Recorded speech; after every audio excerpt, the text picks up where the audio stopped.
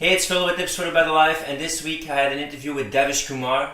And Devesh is a breakthrough and momentum expert, and we had a great chat about the law of attraction, how to deal and make use of emotions, how to get past limiting beliefs, and we even had a chat about quantum physics and how it ties into our way of perceiving the world.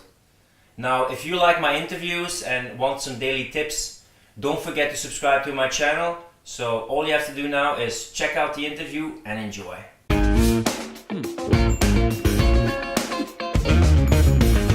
So first of all, I want to get into your process, how you became the person you are now, because I'm always interested in seeing the insights or epiphanies that people got and to see how they became the person they are, because a lot of times we see like the end product, but I want to see a bit the process of what you went through and how you grew up.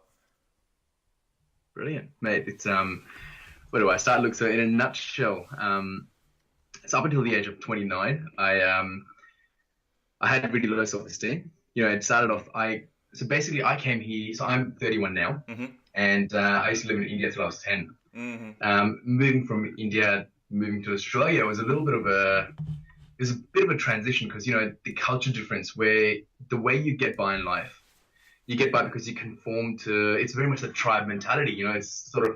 It's not so much about individualism. It's about who you are and how you fit into the rules of everybody else around you. Mm-hmm. And as the time that I was a kid in India, I used to get disciplined in school. You couldn't be that naughty kid. You couldn't be who you were. It was very much, hey, be in line, be exactly who you're meant to be. So when I came here in the beginning, I got bullied, and Mm-hmm. I had really low self-esteem as a result. Because at the age of 10, when I moved to Sydney, that's such a critical part of your life, and as a result, I always doubted myself. And I grew up, and um, I really just I I went through 5 different career changes.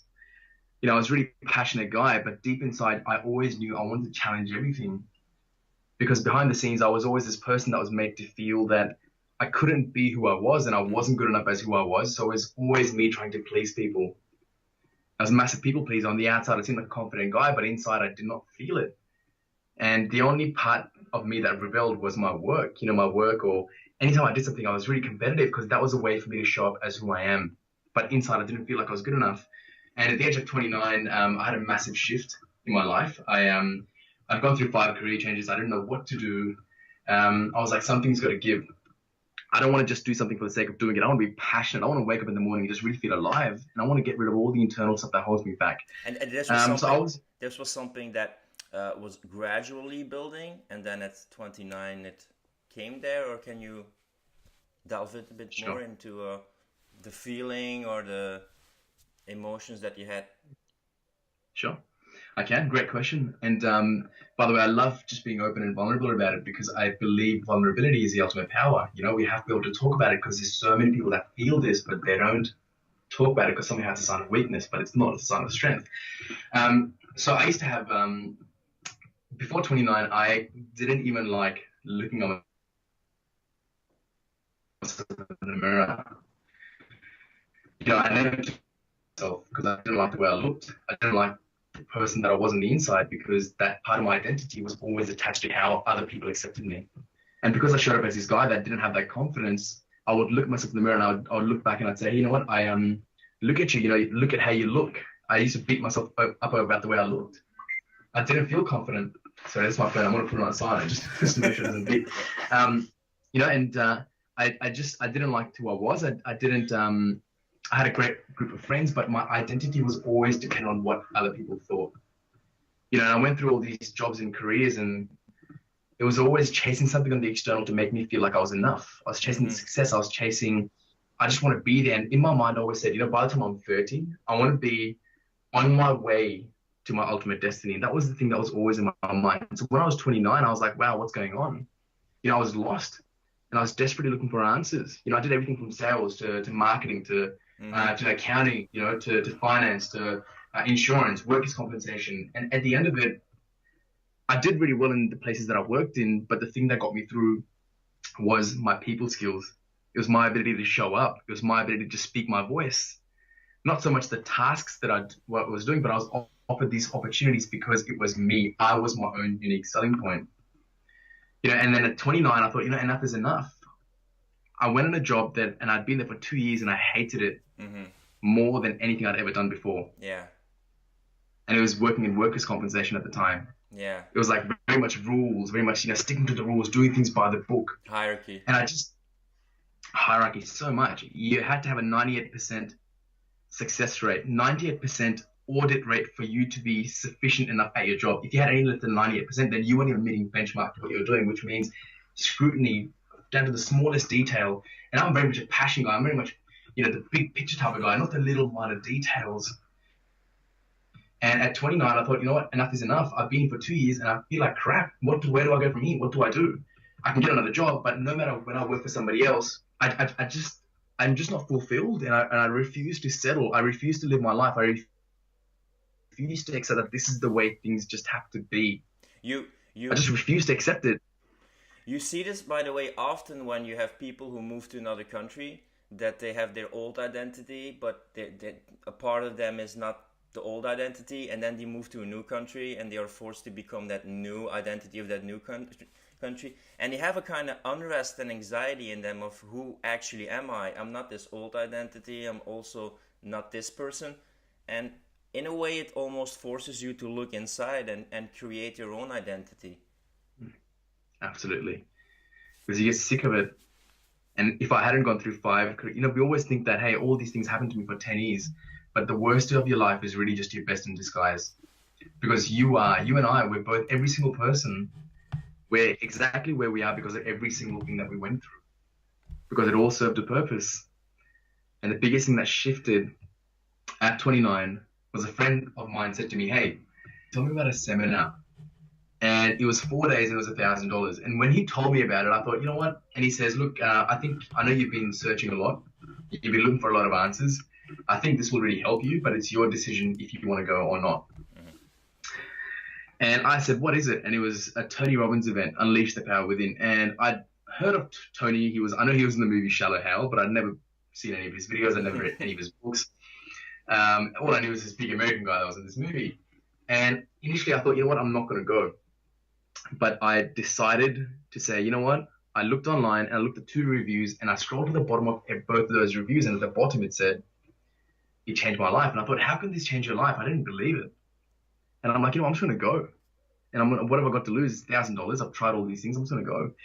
And going to this thing, I actually I let go of, that was a big defining moment in my life because I let go. It's like I went there and I completely broke down as who I was as a person. Mm-hmm.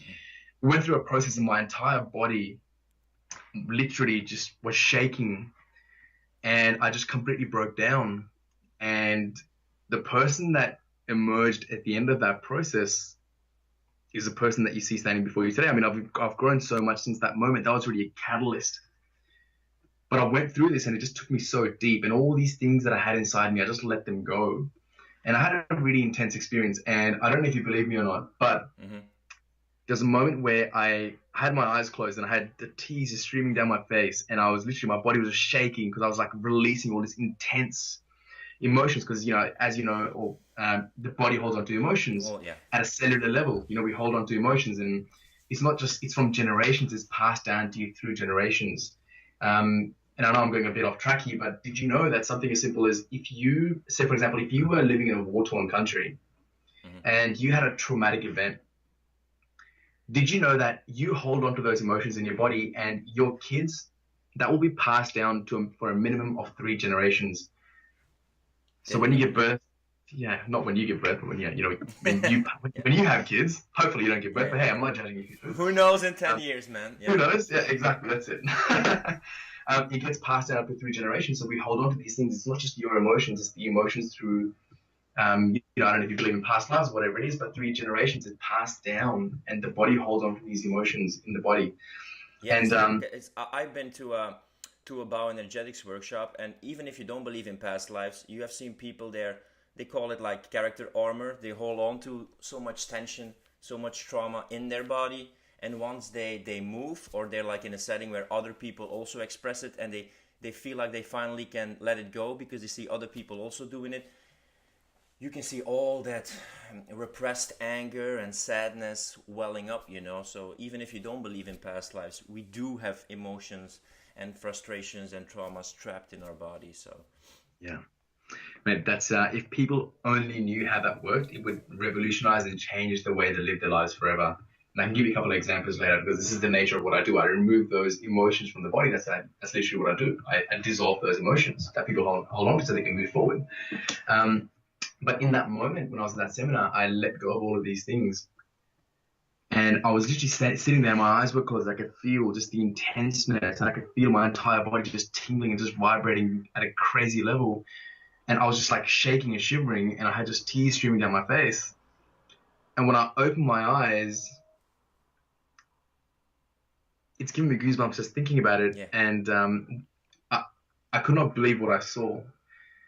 But when I opened my eyes, every single person in front of me had like this, was an energy body. Every single person had this aura coming out of them.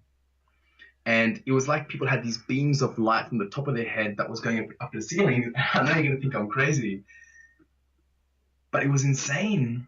It was like absolutely insane, and I would not believe it if I hadn't seen it myself. And I didn't at that time. I didn't know what was going on, and I had a really crazy experience. And in that moment, I realized that every single person is connected. That every single person is simply an extension of who I am.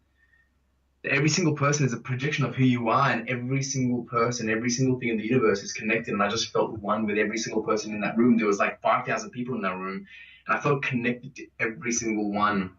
And I felt their pain, and I felt the liberation, and I felt the emotion of what it feels like that, hey, you know, on the outside, we put on this mask as to who we believe that we are. We all have our own problems. We're all the same. You know, we put these labels on this physical existence, but we are all the same. We have the same problems. We go through the same heartache. We feel the same pain. You know, you look at people and you judge them, but deep down inside, they're a miracle for the fact that they exist. I think I You think know? what also is the power of these events, and you talked about it a bit previously, and I think there's huge strength and power in vulnerability. Then when you have these events and Tony Robbins events or other events or workshops where you see people sharing their authentic self or their pains, frustrations, their obstacles, and then you finally see the non-Facebook conversations, you know, going into depth, showing other emotions, and it's so freeing to finally see people express a wide range of emotions, and you finally feel, you know, the permission to also express that and let it go, because we hold on to all these emotions because we all only have these superficial emotions of being happy, you know, and being joyful. So I think there's a lot of power in, you know, like these events where you can finally discuss these things. Mm. It is. It absolutely is. And you know, when despite all of, and you know, you go to these things and you feel amazing, it really opens you up to a new way of thinking. But there's one thing that I never forget. I don't know if you know who T. Harv Eker is. I'm sure you do. Yeah, the secret of the millionaire mind. That millionaire mind. And there's one thing that he said that I never forget. And that was that out of all the, he said to an audience in a room in front of him, he said, out of every single person in this room, 1% of you are going to go out there and do what I've taught you and actually own your shit, basically. Mm-hmm. And despite me telling you this, still only 1% of you will go out there and take those actions.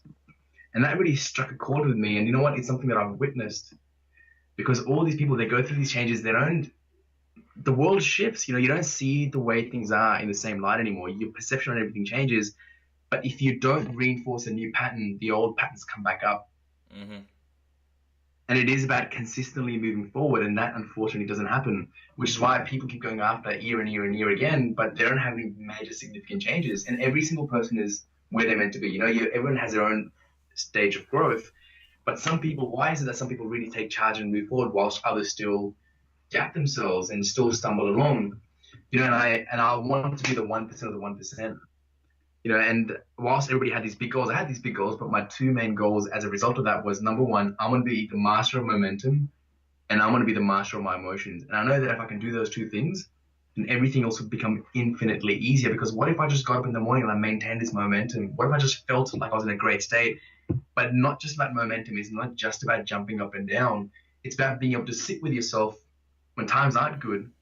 You know, people out there, they're saying, yeah, you know, I see motivational speakers, see all these people that are good at riling people up when they're in the moment. It's easy to feel good, But can you truly sit with yourself with what you hold inside your heart and soul and all the little things that come up? Can you sit with yourself with who you are when times aren't going good? And can you face it? And can you sit with those emotions and find out exactly what's going on and still be yourself? That's where the real challenge lies. This is where people fall down because they sweep stuff under the rug and they're like, yeah, I'm gonna be the peak set, I'm gonna jump up and down and everything's gonna be okay. But no, you are running away, you're not addressing the underlying problem. And this is why people keep having the same problems coming up over and over again. So I knew that if I just mastered my emotions. Yeah, I want to delve a bit deeper into mastering emotions because maybe some people see it as, like venting emotions. But how can you use these emotions constructively instead of just venting it, but it keeps on returning? Sure. So something as simple as see, great. So before I answer that question, and this is a brilliant question, I love this topic. This is just, yeah. So you have to understand what emotions are. So emotions are energy, as you know, is energy in motion. So the reason why we have emotions, and the best way I can explain it is that the reason why the body triggers stuff off. So let's say, for example, you're walking down the street and you see somebody that you like. You don't stop and think, hey, do I like this person? Hey, hang on, hey, there's Philippe. I like him. I want to smile and be happy. Mm-hmm. No, I automatically, if I saw you, I'd feel good. I'm like, hey, man, what's going on? And I'd feel good automatically. I wouldn't think about it. In the same way, if you're walking down the street and let's say hypothetically there's someone that you see, let's say there's this gorgeous girl that you want to ask out. And then you have all these doubts and all these uncertainties that's come up. You don't consciously choose to have them. Mm-hmm. They just trigger up. Mm-hmm. And they happen before you're consciously aware of it. This is because the unconscious mind is 30,000 times faster than the conscious mind. And the reason why it's bringing that up is because there's something that happened at some point which is making that trigger off. So to explain how that works, and I love that you asked this question, I want to give you a little story on exactly what held me back. Sure. And how that emotion came to be. So one of the biggest things for me was people pleasing. I used to be a massive people pleaser. A lot of my internal self was reliant on the validation, the external validation. Why? Because I was afraid of being lonely. This is one of the biggest things that I learned when I went to this seminar was that my biggest fear was fear of loneliness, and I'm not good enough. Why was I so afraid of being lonely when I was surrounded by love my whole life? What was that created those emotions? So it went back. I always have this memory. So if you think of those memories when you were a kid, there's a reason why you remember stuff. When you think of a song out of nowhere, why does your brain make you remember a song? Is because it wants you to remember it, because it wants you to sing it, because when you sing it, it'll reinforce it, because it wants you to remember it so it can just reinforce it, you can strengthen that pattern. In the same way, so when I was 2 years old, I had this memory. My dad was leaving me at my grandmother's house. And I don't know why I remember this, but it was basically I wanted him to stay, and I begged him. I said, please don't go. And he goes, okay, how about you go inside and get me some water, and when you come out, I'll still be here. And I remember going inside. I remember walking inside. I remember what the door looked like. I remember being this little kid. Mm-hmm.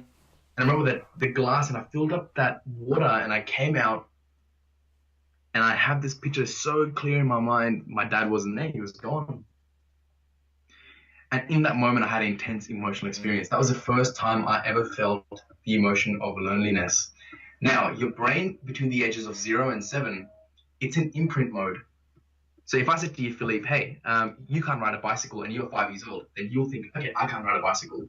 Because the brain is just creating all the networks. It's creating a reality of what the world itself looks like. If I said to you, hey, Santa Claus is real when you're 6 years old, you're like, okay, Santa Claus is real. But if you were 8 years old, 8, and I said to you, Santa Claus is real, it won't work anymore because you would have developed the questioning faculty of your brain. Yeah. And as a result, you'll be like, okay, why? Why Santa Claus is real? I don't believe that. So this is really critical because between the ages of 0 and 7, when I was 2 years old, the very first time I felt the emotion of loneliness, it's like my brain opened up a dictionary and it said, hang on, intense emotion. What caused it? The thing that caused it was I really wanted something from somebody that I loved. For me to get it, I had to please them. I had to do what they wanted me to do, and I had to do it ASAP. And even though I did it to the best of my abilities and I believed in that person that they would honor it, even though I came back out, it still wasn't good enough. And I'd be lonely because I'm not good enough. That's the decision that my brain made. Because Someone wanted me to do something. I had to do it for them. But even if I did it, it still might not be good enough. And this pattern replicated itself across my entire life. Every single time I'd meet somebody, I'd want to please them because I felt if I didn't please them, then I'd be lonely. And even if I did please them, I still might be lonely because I'm not good enough. Which, two main things all my life. I'm not good enough. Can't look myself in the mirror. I'm not good enough to self-sabotaging myself out of opportunities, out of relationships, out of job opportunities, out of abundance because I believe I wasn't good enough. And there's a part of me that always felt lonely and disconnected, and it happened when I was 2 years old. So the reason why emotions are present is because there's something in your past that's happened that your body is protecting you from. So, for example, if you were 5 years old and you were shot down by a girl when you were in kindergarten, and all the kids pointed at you and laughed at you, then if you were 30 years old and you want to ask a girl out, what would happen is that you would have those same triggers. You would self-sabotage yourself out of that opportunity because of what your brain remembers when you're 5 years old. Because the body holds on to the lesson. It doesn't hold on to the emotion. It holds on to the learning because it learned something, and it's easier for you to accept and say to yourself, I'm not good enough, than for you to take the chance and for you to get hurt even more, which further solidifies that belief that, hey, you really aren't good enough, because that'll be even more painful. Yeah, I had it also reminds me of a talk that I had yesterday about people who do regressive therapy, and they go back to your childhood and they retrace certain thoughts and ideas to certain trigger events in your life that really, created a certain belief. You've been thinking to yourself or talking to yourself so much that, like it became real, or you think it's real. I think it's really important that to realize that when we were children, it was a way how we could grasp the world. It was a way to not be disappointed, to predict the situation. Even if it wasn't good, we rather have control and know that it's not our moms and dad faults, because we feel if that they always want the best of us, because else they wouldn't love us. So there has to be something wrong with us, and then we're not good enough. I think what you said about being people pleasing is an issue for a lot of people, even for me. But then the next thing is to realize that now you're like a mature adult human being who can finally, create a reality which is outside the confined way of thinking of the child who was left by itself, couldn't move out to the house by itself, but in a way still that inner child still lives on in our communication, in our love lives, in our beliefs, in our thoughts. What are kind of processes that people can become aware of it? Because I think a lot of times awareness is the first step to changing something. Absolutely. So the process to become aware of it, or the process to let go of the emotions that hold you back? I think both, but do you think awareness is the first step, or what do you think would be the first step to work with these emotions and limiting beliefs? Sure. So the first step is to understand why they exist. And the first step is to understand that, and I love just going deep into this. So I'm going to paint a little picture for you. So the day that you're born, somebody says, hey, what's your name? You're Philippe. And you're given an identity. And that one identity is meant to fit into who you are. And it's also meant to fit into who you have to be for the world around you. And as you grow older and older, when you see kids, what do you see them do? They want to run around, they want to touch, they want to explore, they want to connect with people, they want to radiate love and abundance, they want to just question everything, they want to just connect. They were born out of love, like the human species, all the other animals in the kingdom, they have their kids, the mother flies out of the nest. If it's a bird, she'll fly out of the nest, and but the kids are still there by themselves. But the human child it needs nurturing, continuously needs love. We're born out of love, and we're born to just love and connect. But what happens the first day you go to school? Somebody tells you to sit down, shut up, not say a word. Yeah. The way your sense of self, the way you're rewarded is by you following the rules based on what somebody else wants you to be. And you work your butt off, and at the end of the year, you get a report card where you get a pat on the head saying, hey, you followed our rules, here you go, well done. Yeah, So you get you get graded on the result, not the effort that you do. And maybe you did the best effort you did, and it's like the process, and you did your best, but people feel like, hey, I'm dumb, or I'm smart because it's all attached to the result. Absolutely. The most important thing is to realize is that you are not just one person. You are 1,000 different people in 1,000 different scenarios. You are just a collection of all the things that have happened in the past, collected now into the future, which is why every single person is completely different. Now, the way you perceive the future, you have to remember that you don't know what's going to happen 10 seconds from now. 10 seconds from now, we could do the complete opposite of everything that we had planned. Tomorrow, you could wake up and you could choose to do the complete opposite of how you live your life. Even though it hasn't happened, in your mind, you know how things are going to be. Why? It's because it's simply a projection of the past with how you're used to things being projected out into the future. So it's kind of like, imagine like a projector. It's a collection of all these memories and all these things that have happened in the past. Now, according to what's happened in the past, what's the most logical thing to move forward? So if in the past I failed at 10 goals that I've set, that means when I set this 11th goal, hey, I want to have all this fear and doubt that's triggering off. Why? It's because your brain's trying to keep you safe because of everything that's happened in the past. So the very first part is acknowledging that whatever's happening to you, your brain is designed for survival, not for success. You have to remember that. Your brain is designed for survival, which means it wants to do, your brain is really lazy. It wants to do whatever's going to keep it safe. Because if I say to you, Philippe, I want you to set a big goal that's going to challenge yourself, what's the first thing that's going to happen? Your brain's going to say, hang on, you haven't done this before. This means that I'm going to have to create a new neural network. I'm going to have to create a whole new way of thinking. If you've never been skydiving or bungee jumping and you're not afraid of heights, okay, for you to go through that experience, for you to create that experience in your mind, you have to create a whole set of networks in your brain that makes you say, hey, it's safe for you to do it. Otherwise, it'll make you afraid. It's like if I said to you right now, jumping off a 20-story building with a bungee jump rope. Now, you might be afraid, but if I said to you, Philippe, close your eyes and visualize it for 5 minutes a day for the next 5 days, you won't be as scared because in your brain, the pattern now exists and your brain doesn't know what's real and what's fake. It just sees if there's a pattern, there's a pattern. Now, when it comes to doing something you haven't done before, just realize this.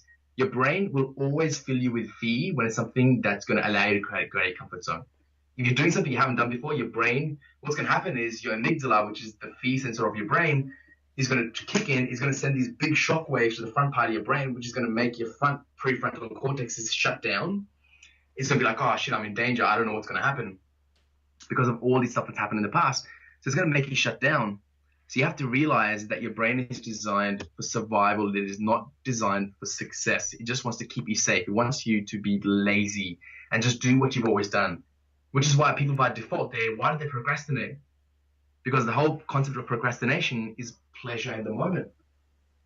So of course, if your brain just wants more, it just wants to do more of what feels good and less of what doesn't feel good. So without complicating everything, if you just remember that, hey, right now I want to go for a run. It's going to make me uncomfortable, so my brain's going to resist me and it's going to cause me procrastination. Great. If I was shut down in the past, if I had to please people, if I wasn't good enough, somebody made fun of me when I was 5 years old, hey, my brain's going to bring that memory up because that's just what it's comfortable with. Even though you're in pain, it will keep you comfortable. So you have to acknowledge, did you know, let me ask you a question. Yeah, sure. If you had one person that won the lotto and they won $20 million in the lotto and you had another person that ended up in a car crash and ended up in a wheelchair, after 12 months, who do you think would be the happier person? Well, if we would suggest that the guy with the money would be the happier person because he or she has more options of things that they could buy, and together.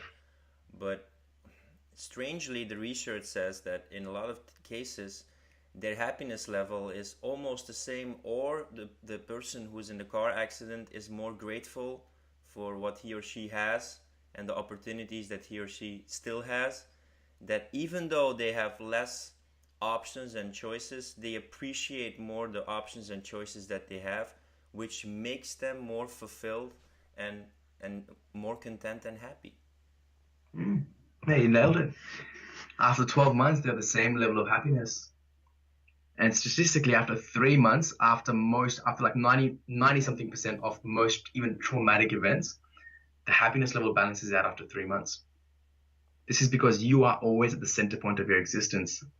A fruit fly that lives for 7 days doesn't think it lives for 7 days. It thinks it lives for an equivalent of a full span of a human lifetime.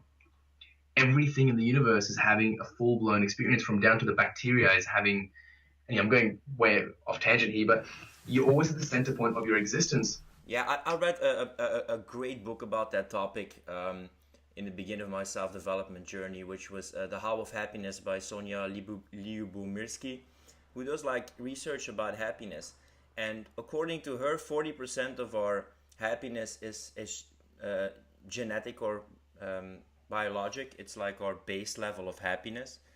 And 10% is our circumstances, buying the house, getting the girlfriend or the boyfriend.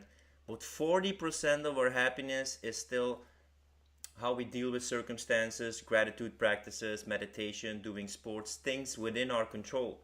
And people can look at that 50% and say like, hey, I'm unlucky. Or people can focus like me on that 40% and say like, hey, this is something within my control. And you also see that people become happier when they invest into an activity or a hobby or a process, because they can keep on building on that, than buying a house or buying something, getting something short while, but after a while it tapers off.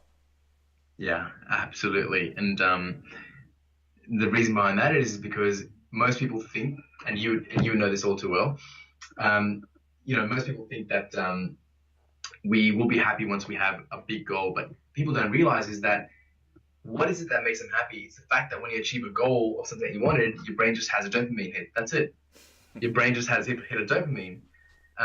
Let me ask you a question again. Yeah, sure. If you were working for a boss, and I wrote this on your community, so you probably know the answer to this one. Okay. If you were working for a boss, and as soon as you walked into the office, they said to you, "Hey, Philippe, you've got 50 things that I have to do today, and you've got 576,000 things that you haven't done from yesterday and from all your life.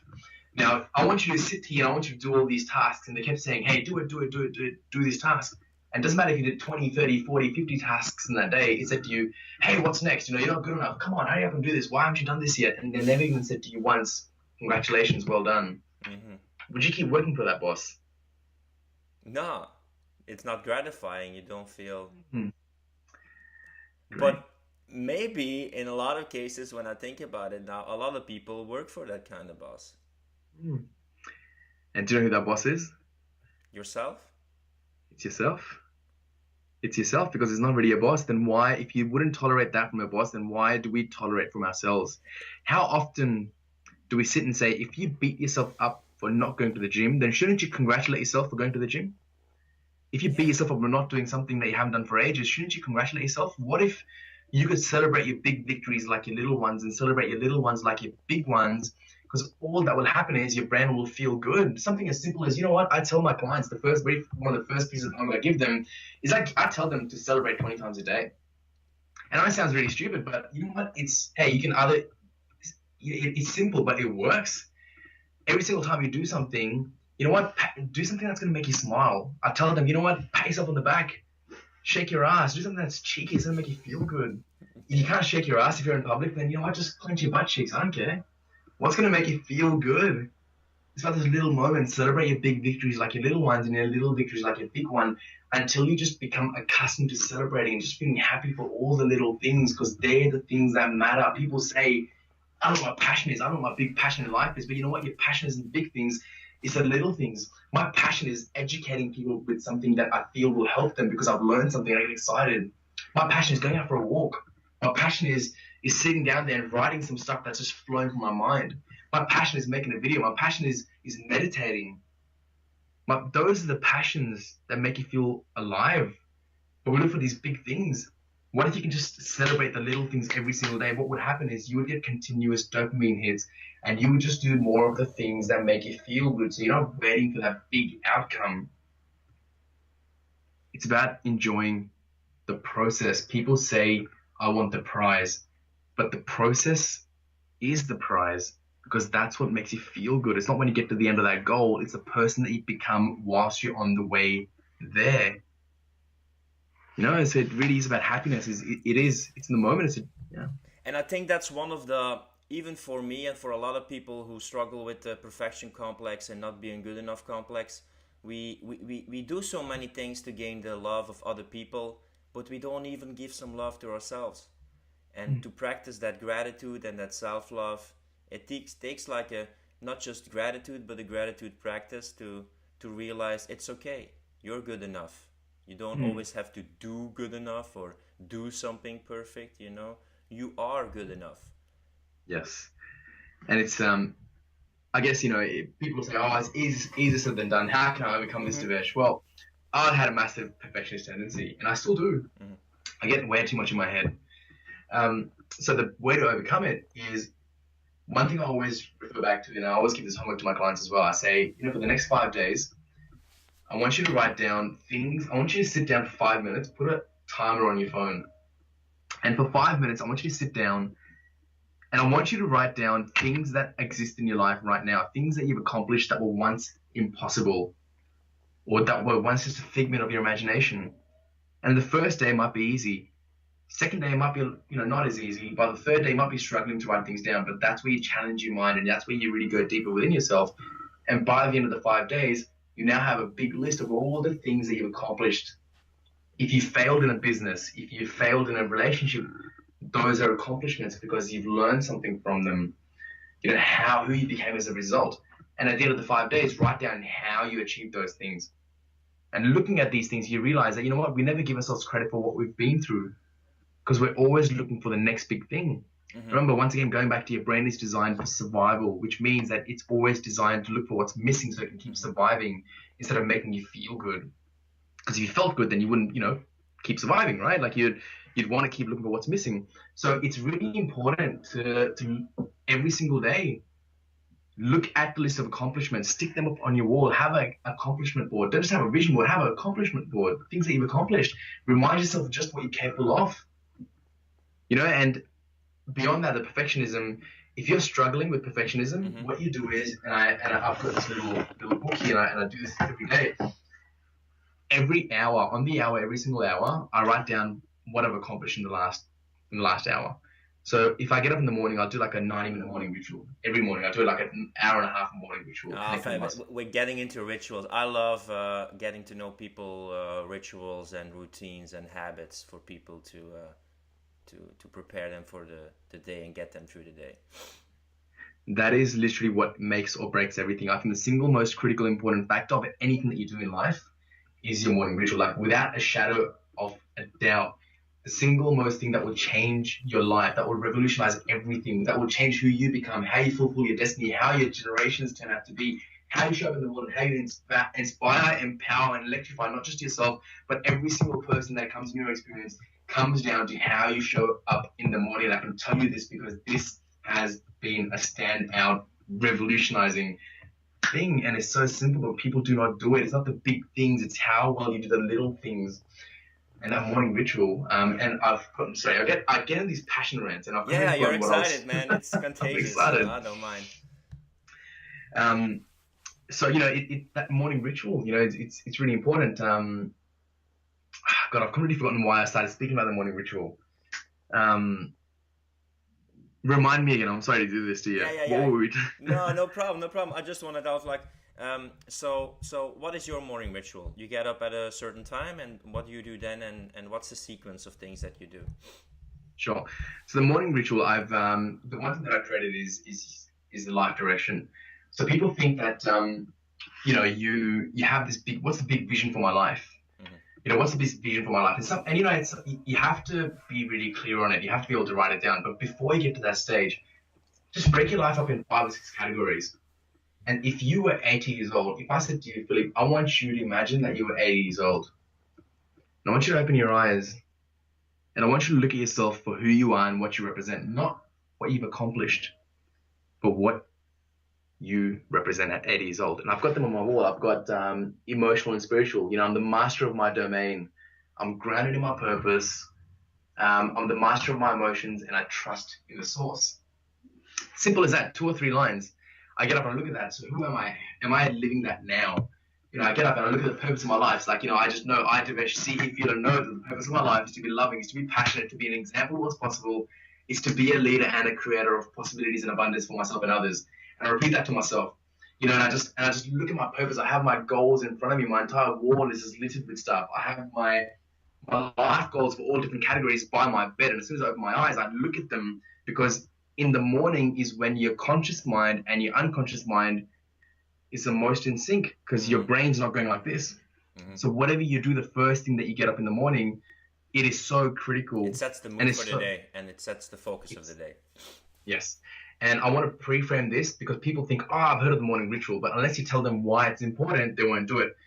Did you know those first thoughts that you have in the morning will change your neurology for the next 4 to 6 hours? I didn't know that, no. So I'll give you an example. So Harvard did this test. They did this with 100 people. So they had 100 people that were standing on the side of the road. One person came up to them and said, excuse me, can you please hold this cup of coffee for me whilst I tie my shoelace? So like, okay, cool. And they got them to hold this cup of coffee for like 20 seconds. Now, they did this twice.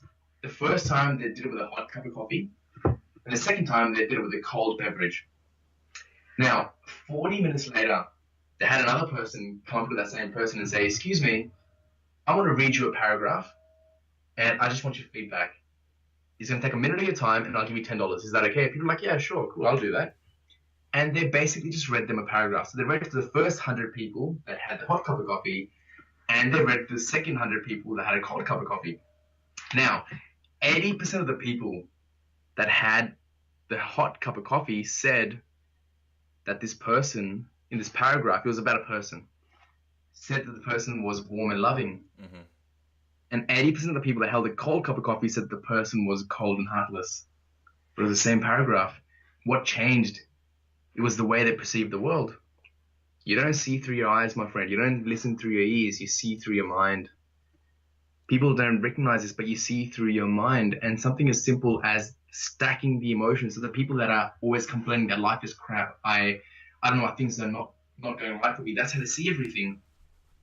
But if you get up in the morning and if you get up in the morning and you spend 90 minutes, and I want to get into it, but if you spend 90 minutes, look at yourself, remind yourself of who you are, what your purpose is on this planet, exactly what you stand for, what are your values, what are the rules for yourself for you to feel happy, what are the things that you're going for, just really connecting with that part of yourself and just really empowering yourself.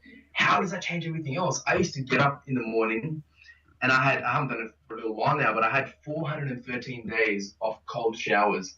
Yeah. I would get up in the morning, I would run to the shower, and whilst I'm in the shower, this is like crazy, but I would literally be telling myself, who am I? My name is Devesh. I'm here to stand up. I'll go through life standing up. I don't go through life standing down. I'm a genius, and I use my wisdom daily. I have everything within me to achieve all my life goals and dreams.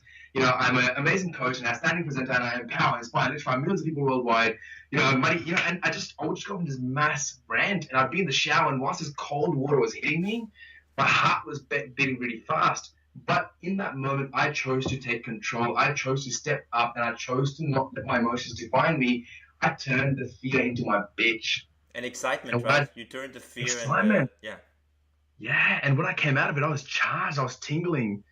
And it was just like, yeah, this is what I'm doing, and I'd come back and I'd look at my goals, and then I'd visualize them happening. I would look at this description, I'd visualize it happening, and then I'd meditate for half an hour. And as I meditate, I'm just completely shutting everything out. Look at all the stuff that I've put into my mind now. And I get up, I jump up and down, because if you're feeling, people that are depressed, if you're going to negative emotion, do you know what you do? Do some star jumps. Do you know why? Because it's impossible for your brain to access a negative emotion and do physical exertion at the same time. If you look up, for example, if one of my clients is crying, I tell them, I'm like, keep your chin up and look towards the ceiling. Why? Because that shuts off, that means you can't access the negative emotions, which is why they say keep your chin up. Something as simple as understanding how the neurology of the body and how the mind works. Yep, keep looking up, look up towards the ceiling, and you'll eventually feel better. Your posture, you hold yourself. If you did the Superman pose for 90 seconds, and you look yourself in the mirror and you were stressed out and you did a Superman pose for 90 seconds, you would feel better, because your body will start shifting the things. And it's this is where it's really important. When you get up in the morning, Get up out of bed, say, you know what, amazing things are going to happen today, and I cannot wait to see what they are. Miracles are going to happen today. I cannot wait to see what they are. Nothing's going to ruin my day today. I control my day. I choose to be a rock for the people. I choose to be a rock for myself, and I choose to be a rock for the people around me, and nobody can take that away from me unless I give that power away, and I choose to own myself. I choose to embrace myself for the good and the bad, for exactly who I am. And good and bad is just a matter of perception. You just own that. I look at my reason. I look at my purpose on this planet. I look at all the things that I've accomplished. I look at exactly what different areas of my life and what I'm going to create. And it's exciting. And then before I meditate, I have a notepad and I create my day. I create my future. So I write on that notepad.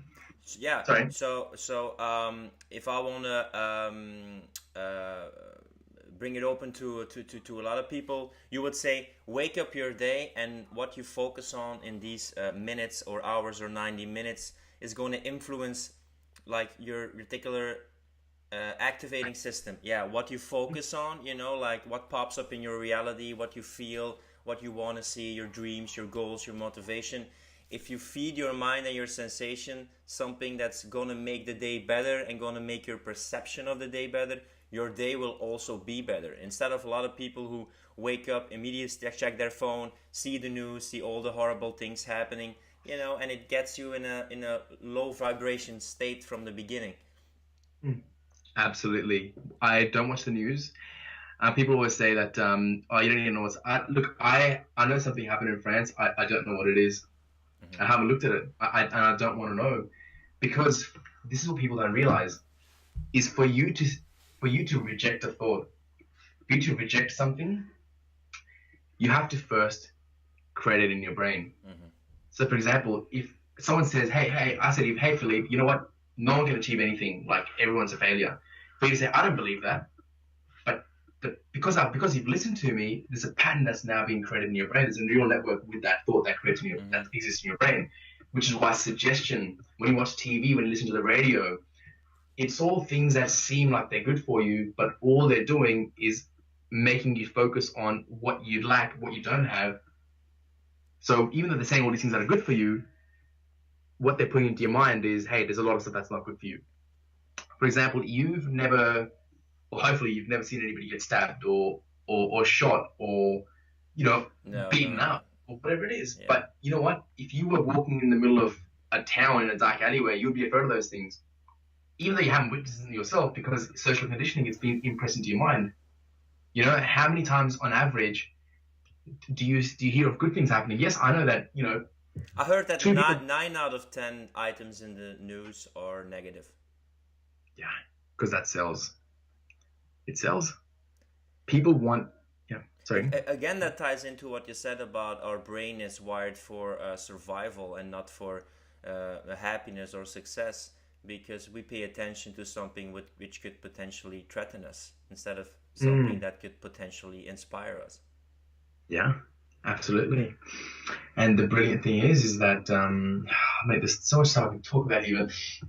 The brilliant thing is this is the power of the mind. Did you know, as you're speaking to me now, you are only taking in, I don't know the exact zeros, but 0.0000001% of everything that's going on. Okay, yeah. You're taking in, so for example, you're listening to my voice, but you're not focusing on the little background sound in your earphones that's behind my voice. You're focusing on me, but you're not focusing on right now on the hat that's sitting on your head. You're not focusing on what that shirt feels like on your skin, but you're becoming aware of those things as I bring them to your attention, because your brain can only focus on a little bit at a time. So let's say, for example, if you see a car that you hadn't seen before and you really like this car, have you noticed that when you walk down the street, you start noticing it everywhere? Why? It wasn't that it wasn't there before. It was now it's become a part of your reality. So your reticular activating system, which is the old term, which is now thalamus, because thalamus is that part of the brain which, anyway, I'm going too much into the brain stuff, it'll filter it out. It filters it out. So, for example, if you get up every single morning and say, hey, you know what, I'm a freaking genius and I have everything within me to achieve everything that I've ever wanted, and you reinforce it, say that to you 100 times a day, then that's when you start believing. Because at some point, that's going to become your reality. If you come across a situation and you think, oh, nothing ever goes right for me, great, then that's what your brain's going to look for, because that's the pattern that you're reinforcing. And if you say something positive to that person that's always negative, they won't feel good thinking about the positive because it's a mismatch to their normal way of thinking. So even though you tell people, hey, think positive, they're like, you know what? Yeah, it's easier than done. Yeah, of course it's easier than done because you made it so hard for yourself because that's what your reality is. It's a mismatch to your normal way of being. And your brain will filter out. And I want to give you the example for this. Your brain will rewire itself to be in line. So if you believe you're not good enough, let's say, for example, you have an aircon in your house and that aircon is set at 30 degrees. At some point, you might open the window and you might let a whole bunch of cold air in, and that temperature drops up to 25 degrees. Now, you've consciously opened the windows because you're like, hey, it's hot in here. I want to let some cold air in. So you might open a window and all this cold air comes in. What happens with the aircon? The aircon picks up, oh, hang on a second, there's something that's a mismatch here. I'm meant to be at 30 degrees, so it'll go into overdrive and it'll flood the house until it's 30 degrees all over again. So you consciously might be saying, hey, I want to open all these doors and windows, but why are things not working out? That's because that's how your internal blueprint works. If you don't believe you're good enough, then you're going to self-sabotage yourself out of opportunities. That's exactly like the house, because your external world doesn't match your internal blueprint. Happiness comes when your internal blueprint matches your external reality. It's almost regulating your vibrational thermostat. Yeah, absolutely. There's another way of putting it. Absolutely. Because it's on the same topic, I mean, this is why I love science and spirituality, because I believe people think our spirituality is woo-woo, but it's not, because it's backed by quantum physics now. It's the way things are being, exactly. Yeah, let's delve into maybe quantum physics. What do you want to talk about, and the connection with law of attraction? That is literally what I actually do. That is my whole purpose, is quantum physics and spirituality, and bring forward to the world so it's easily accessible. So, what specifically is there a specific area of it that you wanted to explore? Maybe in the beginning, because I think you also resonate with that. With sometimes when you are changing your perception, you can suddenly see things popping up in your reality, and then there can be some strange synchronicities in your life. And I know you're also like an advocate of using these synchronicities, or seeing that these things don't happen for a reason. So maybe you could delve a bit more into that. Sure. So I think okay, great. So I'm trying to keep this so it's applicable to somebody that isn't maybe aware of how all this works. So maybe first explain a bit what the law of attraction is, and what the basic premises are. I love it. I'm loving these questions. So basically, the law of attraction. Okay. So before I talk about the law of attraction, I'm going to speak about what energy is. Okay. So what is energy? So if you zoomed into your hand is not really your hand. It is vibrating particles. So if you zoomed in with a microscope all the way enough into your hands, what you would see vibrating particles. So the law of vibration states that everything in the universe vibrates. So everything in the universe vibrates. Everything is made up of energy. Now, so let's put this in a logical way so brain can process it. So, and metaphors are a great way to bypass the logical sense of the brain, which is why speakers, they always use metaphors, because it bypasses the logical sense. So, if I had a cube of ice is basically, it's made up of particles. Now, those particles are the exact same particles as water, but they're just vibrating at a lower frequency, which is why it's frozen solid. If we sped up the rate of that vibration, that ice cube would melt and turn into water.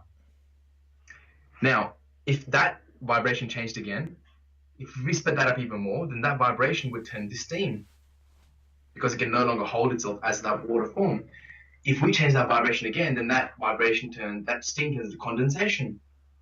And beyond that, it transcends, physical reality, and it's out there. So we know that there's energy out there in front of all of us, like air is energy. There's when you tune to the radio, where's the movie?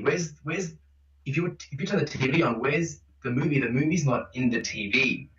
The movie is out there in the wave. But listen to the radio. The song's not on the radio.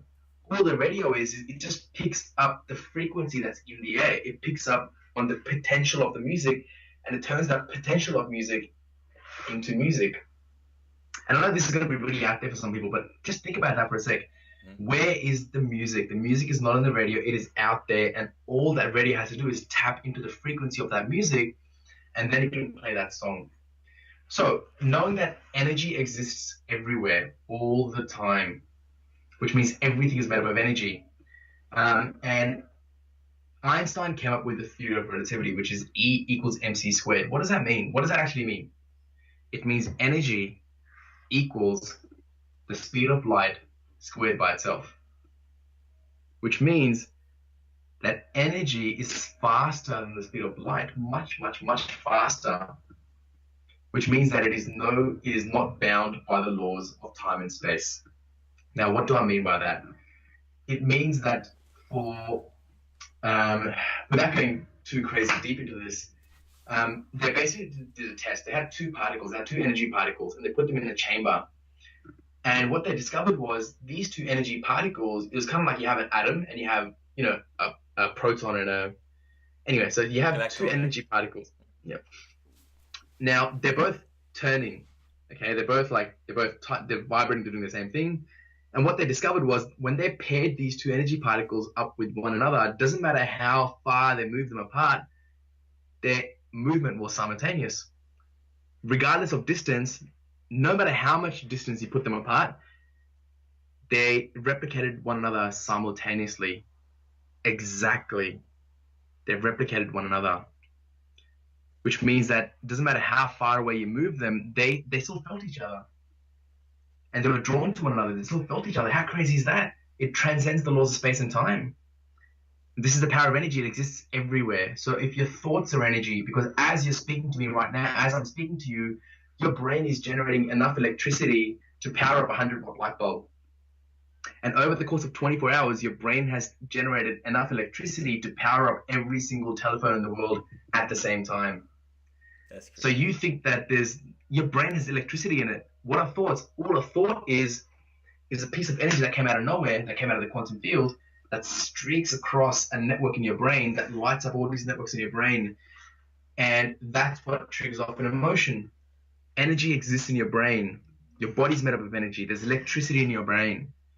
So everything's made up of energy. So knowing that everything in the universe is made of energy and everything vibrates, the other rule you have to remember is the law of resonance. So that one's the law of attraction, so law of vibration, and the other one is the law of resonance. So law of vibration says everything in the universe is vibrating.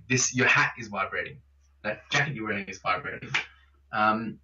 So the law of resonance says, so for example, there's a certain key on the piano. And when you hit that key on the piano, a chandelier will start shaking. It's like the opera singer. When they hit a certain note, why does the glass break? It's because, and there's a tuning fork. If you hit that tuning fork, when you hit that key on the piano, that fork will start tingling. But it will only tingle once you hit that specific key. Why? Because the sound of that key is in resonance with the frequency of the glass. It's in resonance with the tuning fork. Now, this doesn't mean that as soon as you hit that key, that fork is going to fly up and hit the piano. Yeah. All it means is that when they are in the vicinity of one another, they will feel something. Which is why when you meet a person, you might walk into a club and you might not feel good. And you're like, I don't like this environment. Why? It's because your vibration, you might be a evolved, high vibration person, but a club, people drinking alcohol lowers your vibration, there's anger, violence. It's such a low vibration. So the reason why you feel out of place is because there's a mismatch between your vibration. You're vibrating here, these people are vibrating like down here, right? Now, this just means that when you come across people that you enjoy spending time with, actually, you don't know them yet, so you don't know you can spend time with them. But when you come across people that are vibrating on the same frequency, even if you don't know each other, you will just have this feeling about a person. And what's a feeling? A feeling is simply just your thoughts. So a feeling is simply the vibration of your thoughts. So for example, your body vibrates at the rate of your thoughts. If you think negative thoughts, then your body will vibrate lower. If you think positive, inspiring thoughts, then your body will vibrate higher. That's it. There's no good or bad. It's just a high vibration or a low vibration. People are like, oh, I don't feel good. That just means that, hey, I'm not on a high vibration. So if you come across this person, so if you come across a person that you want to work with, you don't know this person, but you just have this trust against it. I just have this feeling that I just trust this person. Why is that? It's because they're vibrating on the same frequency. Their thoughts are in alignment with yours. Just like when you hit that key and that chandelier starts shaking and that tuning fork starts resonating, you might come across that person and you just have this feeling that, hey, this feels right. So the law of attraction states that those things, it'll come into your experience somehow. And when they come into your experience, the law of resonance will make you feel that feeling towards one another. But you cannot spell attraction without action. You must then act on that feeling, which is why people say, don't just take action, take inspired action. Because all the best things that have happened to you in life have come about in ways that you could never imagine. All the really big, groundbreaking moments that have happened to your life have come about in ways that you could never imagine. So what if you just allow yourself to just feel it in the moment? And you might say, hey, I had all these things. I had to speak to this person.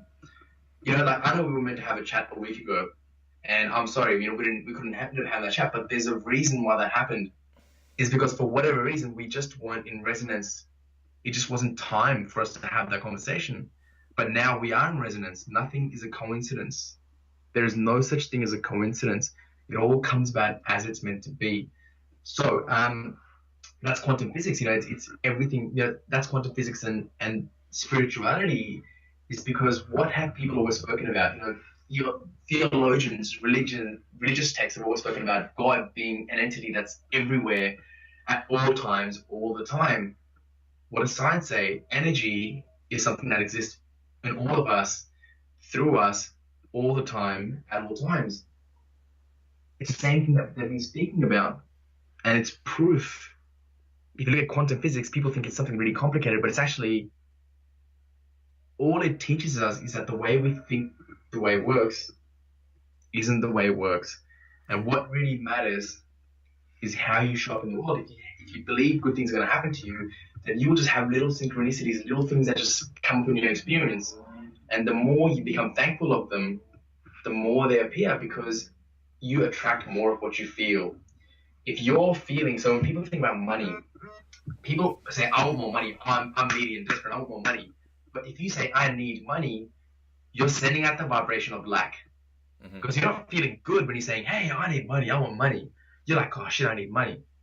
So you're a low vibration. So you might get the money, but the money will come with more problems because it will come with a lower vibration. Let's take this specific problem because I always like to make it practical for people. Let's say in this scenario, people are really in debt. They really need money. They're like in a bad place, you know. They have to pay mortgage. They have two children at home. To tell such person that like you're focusing too much on lack, while that person feels like, you know, there's a reason why I need money. Look at these circumstances. I mean, I can't act like I don't need money at the moment. What would you advise that kind of person to do? To just shift the focus or perception, or because you feel some people that with the law of attraction that all the responsibility of the bad things is because of me, and they feel like, but am I not allowed to be frustrated about this, or is this not important at the moment? So what do you say to those people? Great question. So what I would say to them is acknowledge what could go wrong. That's fine. That's normal. You know, I'm not going to say don't acknowledge it. Acknowledge what could go wrong. Say, hey, if I don't get this money, then I might struggle with my bills. But be really, okay, cool, that's fine. That could be a possibility. But what would I want to have? So once I get enough money, I'll feel good. I'll get up in the morning and I'll know that I have that stability, that I have enough money to pay my bills, that I have enough money to go out and buy the things that I really want, that I get to be a strong role model. You know, that I get to be the person that feels good as a result of me taking charge and controlling how I feel. That I get to get up in the morning and I get to do the things that I enjoy doing and I get paid for my time. You know, you want to be really general about the stuff that you don't want, but you want to be really, really specific about the stuff that you do want.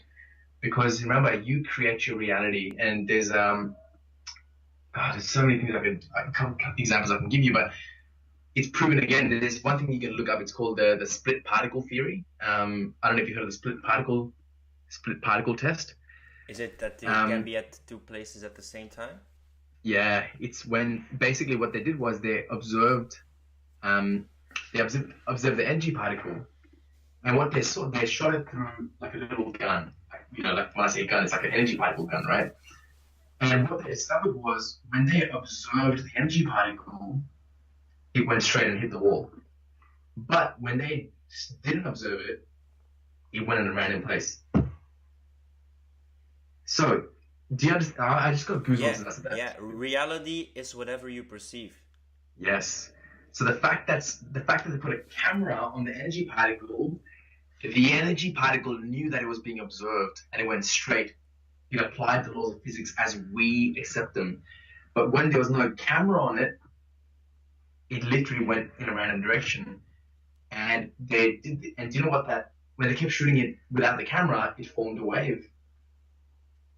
Wow. So it was literally like they kept shooting that hundreds of times, and they didn't monitor it. You know what the pattern on the wall was? It was a wave. It was a wave of potentiality. It was a wave of potential.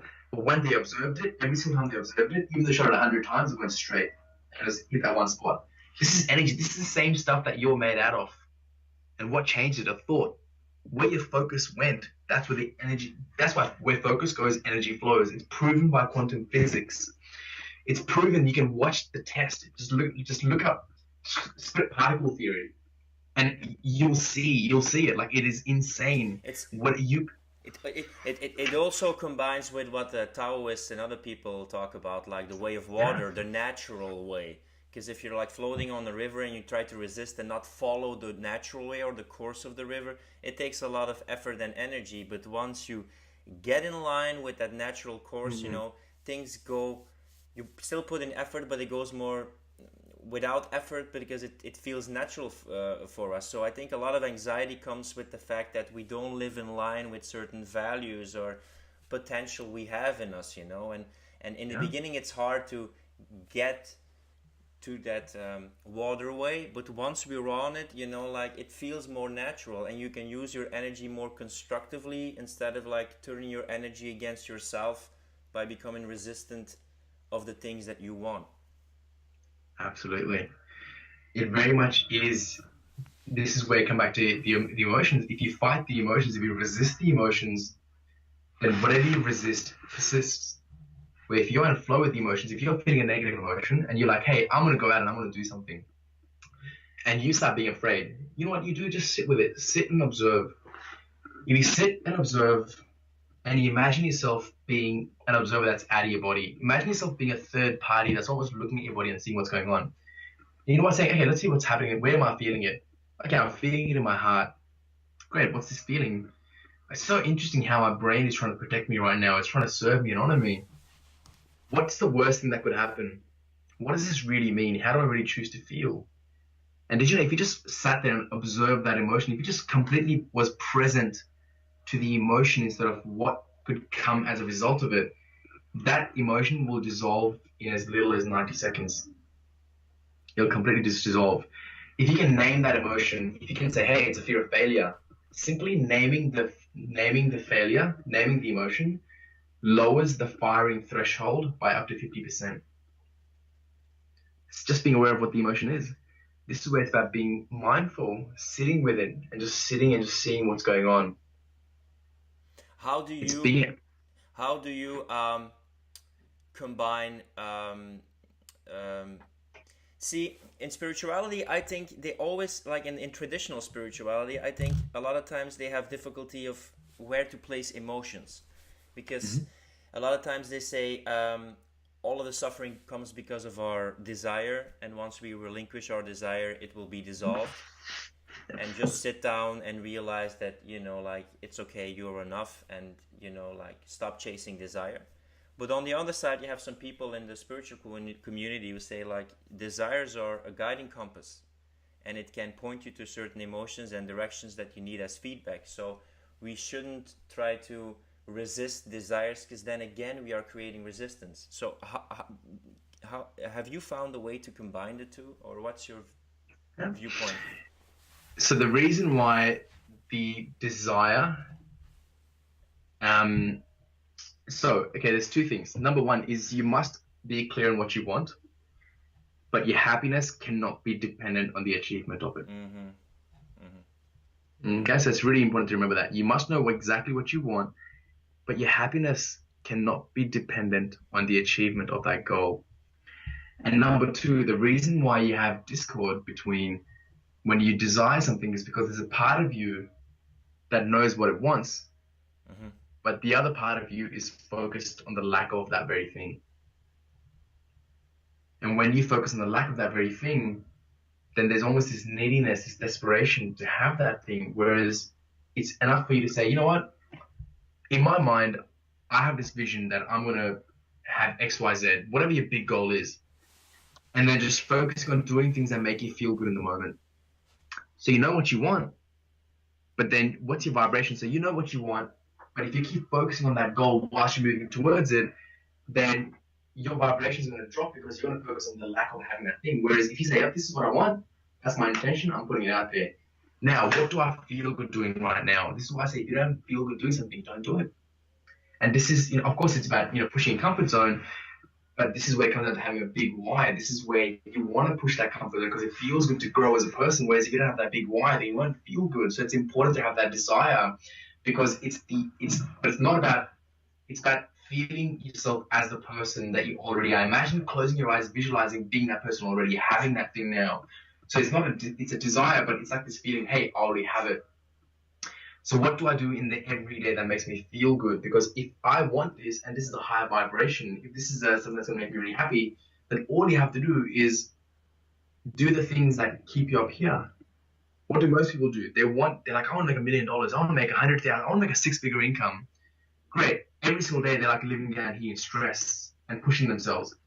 What are the things that happen? They're going to keep attracting circumstances that are vibrating on this. They might even get to the 100,000, but that's going to come with more unhappiness because it's all about you attract more of what you feel. That's what it comes down to. People think that there's so many things to remember. Why can't I remember them all? Well, have you ever thought about this? Nothing in nature works, but everything in nature works perfectly, which means everything is perfect as it's meant to be. So if you and I have been given this gift of conscious awareness, then there's a reason why your brain can only hold on to, 5 to 7 bits of information. Anything beyond that, it just forgets because it can only hold on to very small pieces of information. Then you know what? Maybe you're not meant to live your life by rules. Maybe you're meant to live your life by principles. And one of the key principles to remember is that if you attract more of what you feel, then the only thing that you ever needed to know was the only thing that ever matters is how you're feeling right now. Because how you're feeling right now is determining where your focus goes. And where your focus goes, that's what you feel. And what you feel, feeling is the language of the universe. Feelings, when you talk about quantum physics, that's the feeling, that's what you're putting out, that's what your body's vibrating out, that's what you attract more of. So the only thing that you ever need to know, that the only thing that ever mattered was how you felt in this moment. Because how you feel in this moment determines your point of attraction, which determines what you're attracting to your experience. And that determines more of what you feel, and you just keep getting more and more of what you feel. So the only thing you ever need to know is that the only thing you need to do is feel good in the moment. And if you keep doing that, then you'll attract good things, and they'll come to you. The question that I have then, like, if the only thing you have to do is feel good at the moment, a question that pops in my head, like, can it also not be exhausting to always trying to feel good? Is it also not okay to feel bad or a bit less sometimes? How do you make the distinction? Cool. So the miracle in growth is contrast. Everything is contrast. If you didn't have contrast, then where there's a high, there's a low. Because there's a good, there's a bad. If you acknowledge that there's light, then there's dark. And let me propose this to you. So you turn on the light. There's a switch to turn on the light, but there's no switch to turn on the dark. There's no switch for the darkness. No. There's only the absence of light, which means the light exists out there, and the darkness isn't a switch, isn't something that just creeps up. It's just a lack of the lightness. So you can either choose to feel good in the moment, or you can choose to focus on things that don't make you feel good. But sometimes that is needed, that lower vibration is needed is because you attract things into your experience for you to, and unfortunately, we don't live in a world. Maybe if we lived in a world where we could sit up in a tree in a mountain and just feel good all the time, then you know what? Then I would say to you, Philippe, then there's no reason for you to not feel good. Mm. But unfortunately, the world that we live in, we still have to fit into the world around us. It means that we'll go through experiences, the way that we grow as people, the way that you know that you don't do something because it's a bad thing is maybe you did something when you were a kid and you got smacked by your mum or your dad or whatever it was. That's how you know that gave you contrast in what to do and what not to do, because it's the contrast. If I said to you, Philippe, go out there and do something you haven't done before, and you might say, okay, I have no need to do it, but I say if you don't do that thing, it's going to cause you massive pain. Mm-hmm. Then you'll be more likely to do it. Yeah. So that contrast Yeah. is necessary. So yes, it's. I mean, I don't feel good all the time. Mm-hmm. Because as you grow, for you to grow, that discomfort is necessary. And whilst, sorry, go on. You want to say Because something? maybe you can pick up what I wanted to say. Because some people they use, I feel that some people use positivity as an avoidance strategy because they are positive, but they're not very positive about negative feelings. Now, negative feelings are also there for a reason. So sometimes it's good to sit with feelings and work through them, and not always to use positivity then as a fleeing mechanism. Yes. So the problems serve a purpose. Because the reason, let's say for example, okay, I'll put it in an example because Yeah, it's yeah, easier to yeah, yeah. consume. So let's say for example, a person feels like they're not good enough. Mm-hmm. Now they get presented with an opportunity to do something that they believe they're not good enough for. So as a result of doing that, they go through an internal process. They have a problem. Hey, I'm not good enough. How can I be the person that does this? And then they overcome that problem, and then they go ahead and do that thing that they were previously afraid of doing. Now, if it had not been for the problem, then they wouldn't have built up the belief that they were good enough to do it. So we create problems. Problems don't exist, but we create them because overcoming the problems means that now we have strengthened ourselves. And also, if then the other side of that is if the problem did not exist, then we would have to sit with ourselves. We would have self-actualization. So we create the problem because we're not ready to face ourselves fully as who we are. So we create the problem so then we can overcome it. So then we can feel stronger. So then we can do the things that we haven't done before. And that's a necessary thing to go through for us to become stronger. So problems aren't really problems. They're a gift. And once again, when you said negative emotion, remember the only reason is there's no such thing as negative or positive. It's only high or low vibration. And the only reason why you feel the negative emotion is because it's out of alignment with who you really are. The reason why it feels bad is because when you're vibrating at a lower vibration, remember, like I said, there's no switch for darkness. There's only a switch for light.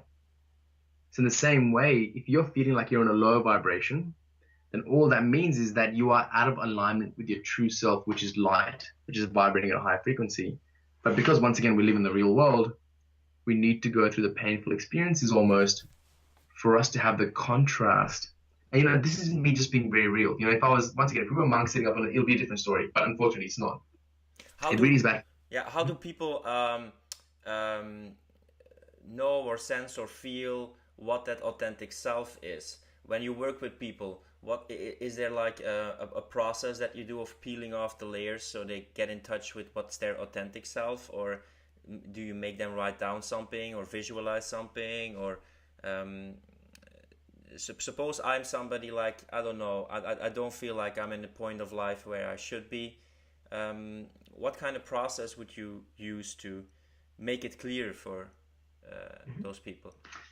So contrast is once again a very magical thing. I would say, for example, somebody said to me that, hey, I don't believe I can earn, a six-figure income because I don't believe I'm good enough. I'm not smart enough. Great. So the first thing that I'd say, okay, great. For that to be true, what's the presupposition in your mind? What are you presupposing that's causing you to think that way? So if you believe that you're defined by the dollar value, same way, if you were to meet somebody that you admire, if you met that person, I would say to them, do you automatically feel like you are lesser than that person? You see someone that's really smart and they're really active and you think this person can get 100 grand, but I can't do it. Mhm.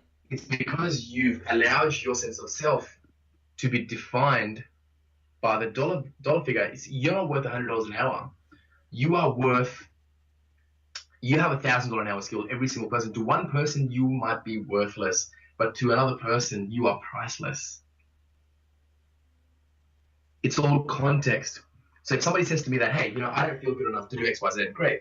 So have you done something in the past that you previously thought that was Mhm. impossible? Have you done something that you previously thought that was impossible? Okay, yeah, I've quit smoking. Mhm. Great. So before you quit smoking, 5 years before then, how hard was it? Before you quit smoking, how hard was it for you to quit smoking? Well, it was really freaking hard. Great, but you did it. If I said to you, could you do it again? Could you do it again? They're like, yes, I could. So you have the capabilities to do them, but you're not giving yourself the credit. It's about contrast. It comes down to a lot of contrast. For example, someone says, I'm not good enough to earn this money. Great. You're not worth $100 an hour. Because if I say to you, Philippe, hey, I have a problem, Philippe. I have low self-confidence. Can you help me with this? You're like, yeah, Devesh, I can help you with this. Mhm. But what if some guy that has $10 million in the bank comes to you and says, hey, I've got low self-confidence and it's costing me $5 million a year because I'm not pulling through all my deals. Can you help me with this? And if you help that person, and as a result, that person makes an additional $5 million, Mhm. then your time is worth $5 million. You don't charge based on the dollar value; you charge based on the value that you bring. So it's really about that. It's contrast. It's about challenging and shaking the rules. This is why I don't tell people, "Hey, you aren't good enough. You can't do it." This is why you watch these motivational videos. What do they do? It's no use me telling somebody, "Hey, you can do it," but they don't believe it. It's about helping them understand why they think that way. Because when you're Why do people self sabotage? Sure, great question. So the self-sabotage because it doesn't match the internal blueprint. So if you're used to earning $20,000 a year, $50,000 a year, whatever it is, and you start earning $60,000 a year, um, but that doesn't match your internal blueprint, you're going to self-sabotage yourself, just like that aircon that we spoke about earlier, to bring yourself back into what you believe the baseline of your existence is. This is why people grow in incremental steps. If you think about if you're working in the nature of a job, you're working with somebody else, you go an average of 3% every single year, you get a pay rise. Whereas my story, like I was working in a job and I set a goal that I'm gonna quadruple my income. Yeah. And on the 15th of October 2014, I remember the date, 15th of October 2014, I set a goal that on the 15th of October 2015, I'm gonna 3 to 5 times my income. Otherwise, I'll never see my dad again. Mhm. And the reason I wrote that goal was because I went to a seminar and the guide told us to pull out a notepad and say, I want you to write this down. And I want to ask you, are you going to do whatever it takes? And everyone said yes. But you wanted to be I the said, because 1%, right? I want to be that 1%.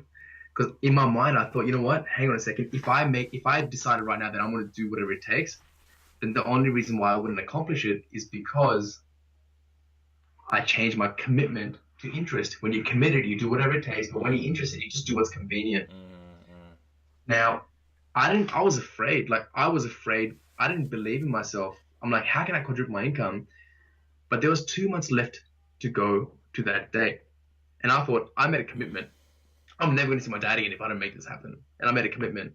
And imagine the message that I'm sending to my subconscious mind if I don't achieve this goal.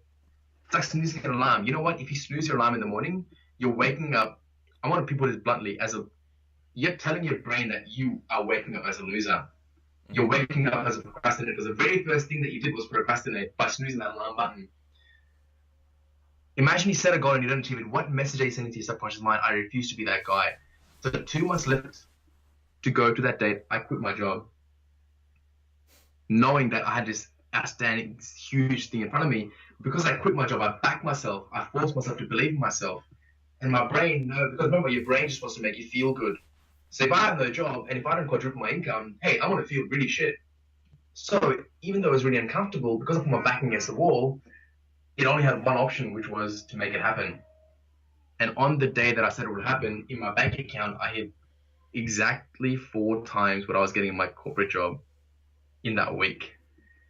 And that in itself was such an You amazing example celebrated, of, right? You celebrated 20 dude, times, right? that has become my story. If anybody questions me about the law of vibration, law of attraction, science, spirituality. Hey, that's my story. I've done it. I've attracted it into my experience. This is the power of understanding the mind and universal law. So this is where it comes out. This is why people self-sabotage. If I hadn't set that goal that I would never see my dad again, then I would have had this goal and I would have been too afraid because I don't have enough of a reason to do it. But I forced, because I had a big enough reason why, I forced myself to shift my internal blueprint. Every single day, I probably have it there somewhere, but I had like this little note that I would carry around with me. I would look at it like 10, 20 times a day, and it would be like, it is now 2015 and I'm earning X, Y, Z. This is how much I'm earning a week. And every single time I'd go to the bathroom, every single time I'd be in the photocopier room, every time I was sitting at my desk, I would pull this out and I would look at it, and I would get my brain to be like, yeah, this is my reality. On this day, I'm going to earn this. Great. And I did this for a whole year. For 12 months, I did this like 10, 20 times a day. And I made it so real in my mind, I used to visualize it. I used to record my own voice telling me, and I used to listen to my own voice telling myself. I would look at this thing, I would have a picture of what that looks like. I would have a screenshot of my bank account with that much money in there. So it was so real that my brain was like, wow, this is my reality. So if that didn't happen, then I'd feel like shit. So I had to make it happen. It was a must for me. Yeah. Do you have something like it had to happen now? Is a part of you thinking like, oh, why haven't I did this 2 years ago? Or did you realize that the 2 year younger self wasn't ready for this? It wasn't ready for it.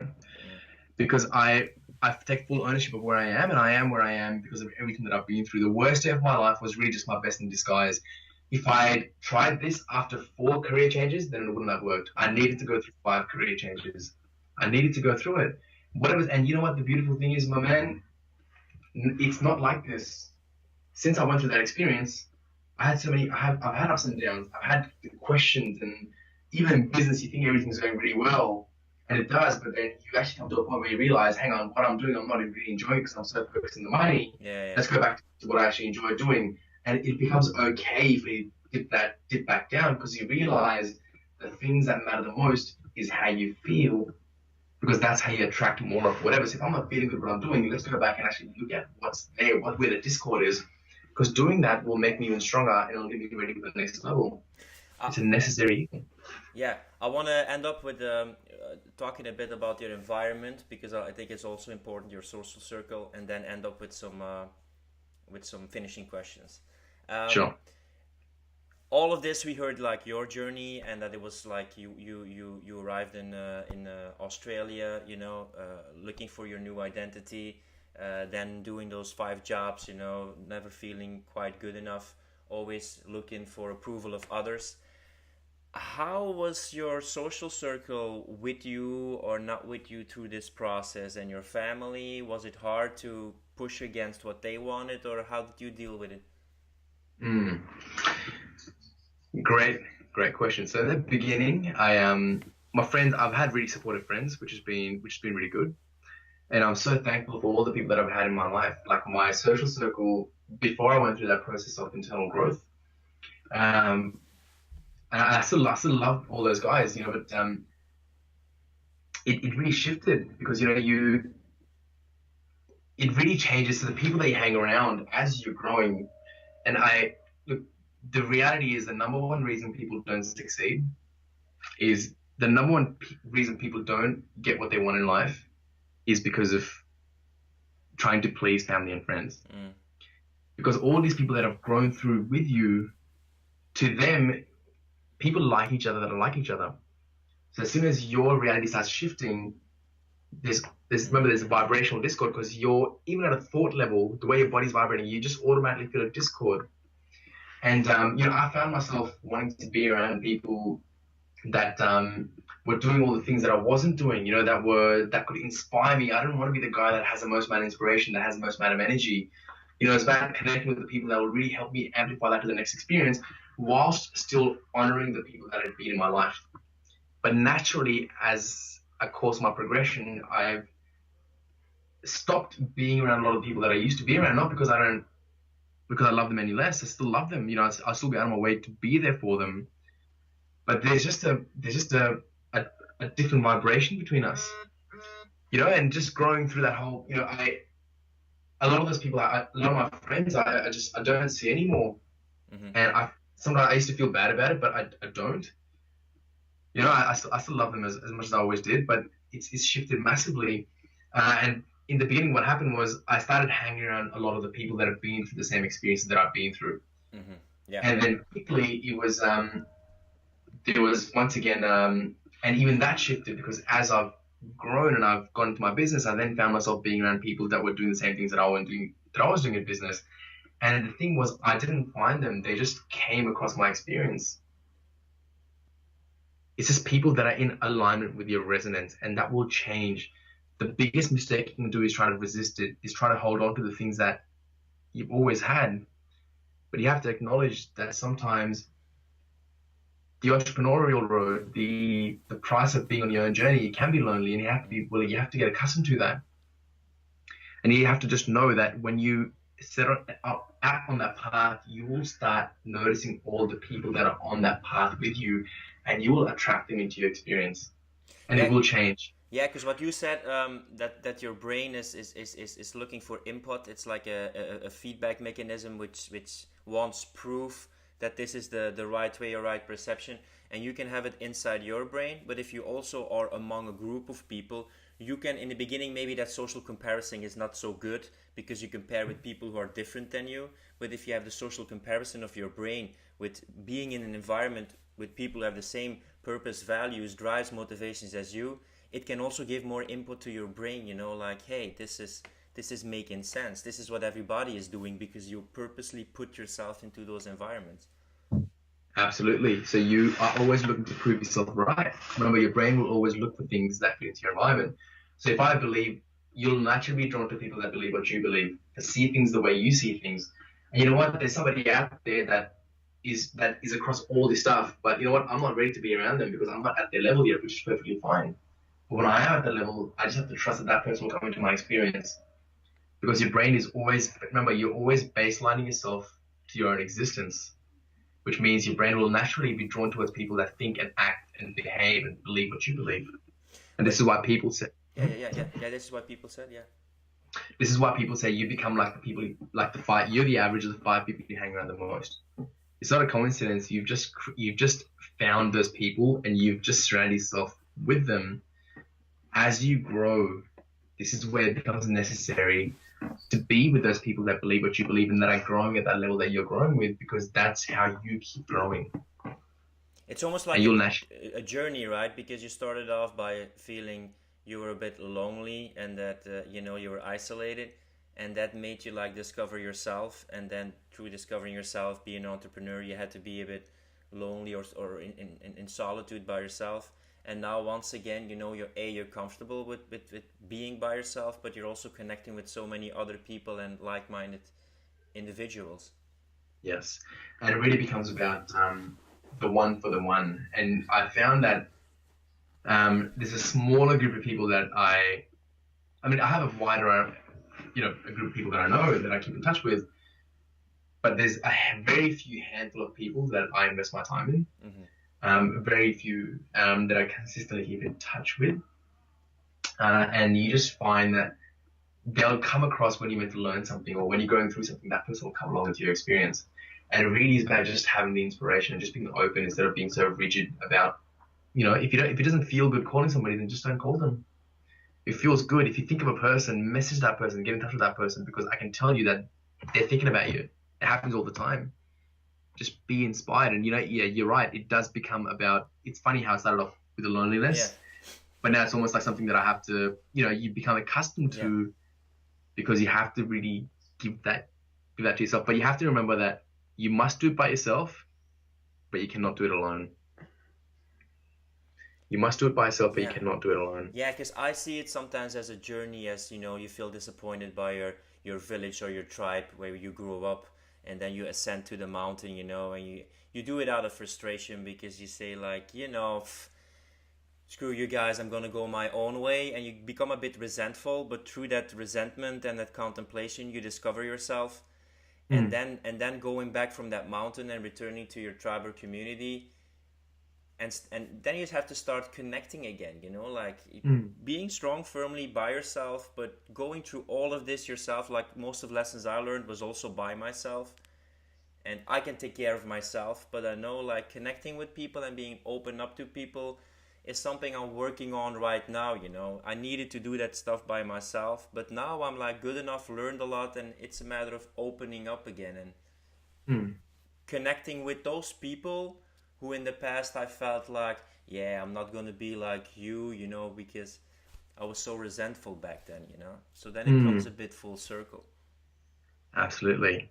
And it's that resentment, as people, you have to also remember that it's that resentment energy that we're holding, that's the vibration that we're putting out as well. And that's what we're Mm, attracting more of. yeah, So it's important yeah. to acknowledge this is where love, self love, and acceptance, because the more you accept yourself, the more you'll acknowledge that you are your own individual, and the more you acknowledge that, hey, I'm on my own path, and so is everybody else.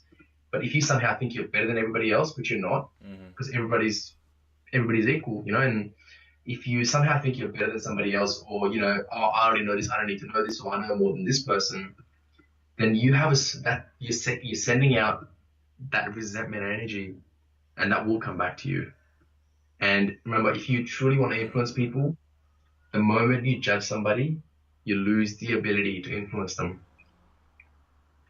So it's really important to just accept, which is why they say, live and let live, simple as it sounds, plays a big part. And again, it ties into what you said about using your emotions and your perception and your focus constructively, right? Absolutely. Instead of It saying is. bad or negative emotions, more like, is this beneficial to me or is this detrimental to me? Yeah. I would How do like, I? yeah, I would Sorry, like go. to close off with a couple of short questions. First, I got a question from a member of my Facebook group, and he's an artist, and he asked the question: how do you bypass expectations in the creative process? Because I know of a lot of Mm. creative people who put a lot of pressure on themselves, and sometimes they need a little bit of pressure, but oftentimes they put a lot of expectations on themselves, and it isn't very beneficial to their creative process. Mm. Great. So I'm going to take a quote from Tony Robbins. Yeah, okay. It's trade your expectation for appreciation and watch your world change. Because when you appreciate, you switch off so there's the creative process. People think I have writer's block, but Mm-hmm. there's no such thing as writer's block. It's simply you just being too much in your logical brain. So when you're basically what you have to remember is that the left side of your brain is activated when you're in a positive state, and the right side of your brain is activated when you're in a negative state. So what this means is uh, when you focus on so if you focus, oh, I got writer's block, I can't focus on this, or I have to do things a certain way, Mm-hmm. you're focusing on how things should be instead of allowing your inspiration. Because remember, when you're creating something, it's about inspiration. So the way you bring it back is, think about your big vision. Think about what that vision is going to look like when you create that magical moment. When you're sitting in front of, if he's an artist, what people are saying when they're looking at that image. If he's producing music, what people are going to feel like when they're really listening to that music. How can I do what I love and use that emotion of doing what I love to create as much value for somebody else as possible, versus how can I make sure that this is perfect? You see, one is very logic and one is very much in flow and creativity. If you feel stuck, you know what? Go out and go for a walk. Yeah, yeah, Jump up and down. Focus on that big vision. Get yourself something that's going to really inspire you. Go meditate. Allow yourself to really feel that creative process. Listen to something that lights you up. It really is trading that expectation. Don't expect. Allow things to flow, because when you are an artist, the thing that people are going to connect with the most is that creativity, and you cannot have creativity when you're focused too much on what could go wrong, because then you go into survival mode, and survival mode triggers off fears and negative emotions, and it shuts down. It actually mm-hmm. shuts off the part of your brain that's capable of being creative. Yeah. And I think it was also useful to say like take a break or go outside or jump up and down because I think there is a value in being like intensely busy with a project, but then we have to create a sacred space or some pause or silence to let those creative things bubble up. You leave some room. Mm, absolutely. Now, what is, according to you, a definition of a successful person? Well, this is great. Well, this is a great question. A successful person, for me, success means that somebody somewhere in the world was able to sleep easier because of something that I did. Somebody somewhere in the world went to bed and they slept easier because of something that I did. And that could be taken as, me not being selfish enough, because we have to make it about ourselves before it's about somebody else. But you know what? If I do what I love, how can I do what I love and use that to inspire the greatest change in somebody? And on that topic, I have to say, everyone's perception of success is different. People chase success, but if you ask 99% of people, hey, what does success actually mean to you, that lights you up, they can't answer it. So if you had to ask yourself, what are 3 to 5 things that have to happen in my life for me to feel successful? And that'll be different for every single person. But people chase happiness, they chase success, but they can't even sit down and explain what that is. So if I had to explain it, it would literally be that somebody somewhere had a better life experience as a result of you, because I believe collectively we can make the world a better place as a collective whole. And that's what it comes down to. It comes down to doing something that's just beyond us. But beyond that, it also is critical for everybody to sit down and say, hey, what does success mean to me? How do I define it? What are 3 to 5 things? And in some ways, if you do that, you'll realize that, you know what, you're actually already more successful than you give yourself credit for. If you would have to go on an island and you could only take 3 books. Cool. And a notepad, I give you that. And you have a Okay. notepad to write down. So. Okay, brilliant. So I would take, number 1 book I would take is I would take The Power of Your Subconscious Mind by Joseph Murphy. I would take the book The Answer, which is by John Ashraf and something Murray, I can't remember his name. Although that is about business as well, but it talks about law of attraction, vibration, and science and spirituality. And the 3rd book would be, you know what? I'm gonna have to go with the classic, Man's Search for Meaning. Viktor Frankl. Oh, Viktor Frankl. Yeah, it's a brilliant book. Alright, man, it was an awesome talk. If people want to check out more about how to break through and gain momentum and find out more about you and your work, where can they check you out? Sure. So my website's coming. It's not up at the moment, but it's literally my Facebook page. So my entire business is on Facebook, because I believe in just being really open. So they can go to my Facebook, which is facebook.com/Devesh DEVESH.TYAS. They can find me on Facebook. I post every day. I put out content all the time. So it's a great place if you just want free content. And if you want to get in touch with me, you can just send me a private message on Facebook. Okay, and what's the next project you're working on? Well, so the next project I'm working on is actually just automating a lot of my processes, is creating my online content portal, so I can cater to, because right now I only work with a handful of people at a time. So I don't advertise, I don't do all the rest of that stuff. I just let the people that are meant to find me, and I connect with people that resonate with me. But the next project I'm working on is making myself more, I guess, accessible to a wider area of people, which is coming very soon. Alright, man, I wish you all the best with your project. You should definitely check him out. Devesh Kumar has fantastic content also in my community with great posts. Hope to talk to you another time, Devesh. Bye. For sure, mate. Pleasure to talk to you.